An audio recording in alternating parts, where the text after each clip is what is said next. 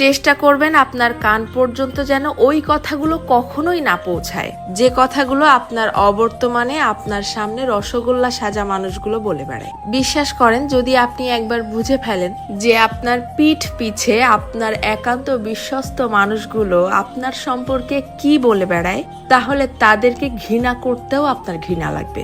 যদি আপনি বুঝে ফেলেন আপনার কান পর্যন্ত কোনো কায়দায় যদি কথাগুলো চলেও আসে, তখন আপনি এমনিতেই নিঃশব্দে মেনে নিতে বাধ্য হবেন যে আপনার আশেপাশে আসলে আপনার বিশ্বাসযোগ্য কেউ নেই। যখন কেউ আপনার প্রশংসা করবে, সেটা তারা কোনো রকম রিয়াকশন ছাড়াই চুপচাপ শুনবে। অথচ কেউ যখন আপনার সম্পর্কে খারাপ কিছু বলবে, সেটা দেখবেন যত দ্রুত সম্ভব এরাই মানুষের মধ্যে ছড়িয়ে দিবে। আপনি যতই ভালো হন, যতই তাদের হেল্প করেন, যতই তাদের সাথে ভালো মনে মিশতে চাওয়ার চেষ্টা করেন, কোনো লাভ নেই। কারণ এরা আপনাকে হিংসা করতেই বেশি পছন্দ করে।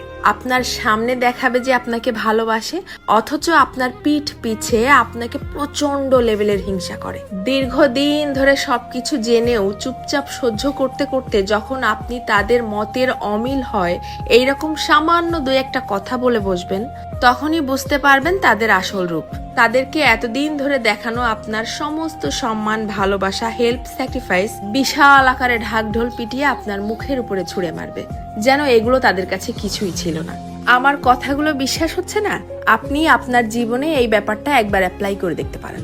বিশ্বাস করেন, কেউ কারো আপন না, শুধুমাত্র সামনাসামনি আপন আপন সাজার ভান ধরে। যত দ্রুত আপনি এই সত্যিটা বুঝতে পারবেন, তত দ্রুত আপনার জীবনটা শুধরে যাবে।